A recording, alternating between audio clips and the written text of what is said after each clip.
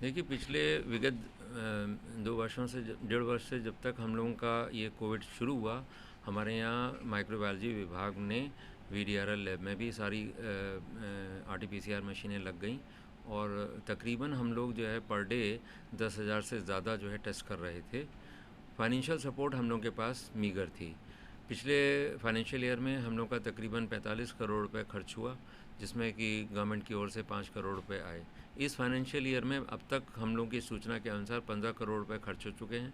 Payment balance pending पड़ा हुआ है और वेंडर्स जिन्होंने हमें रॉ मटेरियल सप्लाई किया, उनका हम पेमेंट नहीं कर पा रहे हैं और क्योंकि फ़ंड्स हमारे पास उपलब्ध नहीं हैं।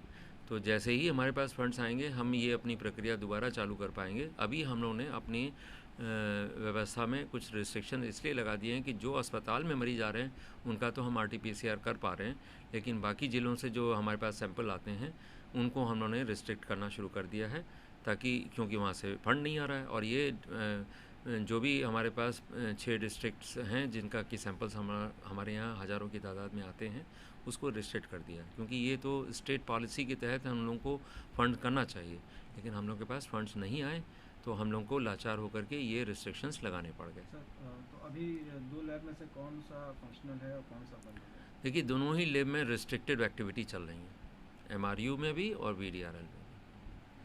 रोज़ाना पहले सर कोविड पीरियड में कितने हो जाते रहे टेस्ट? और मैंने पहले भी बताया कि 12,000 से भी ज़्यादा हम लोग के टेस्ट पर डे होते थे, अब वो कम होते जा रहे हैं।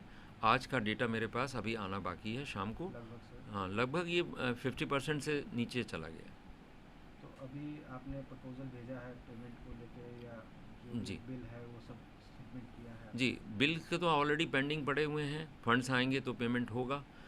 क्योंकि हम लोग बार बार सरकार को लिख रहे हैं, जो भी संभावित हमारी एजेंसियां हैं उनको लिखा जा रहा है, और कहीं से अभी तक हम लोगों को ये एश्योरेंस नहीं आया कि ये पैसा आ जाएगा। एक बात।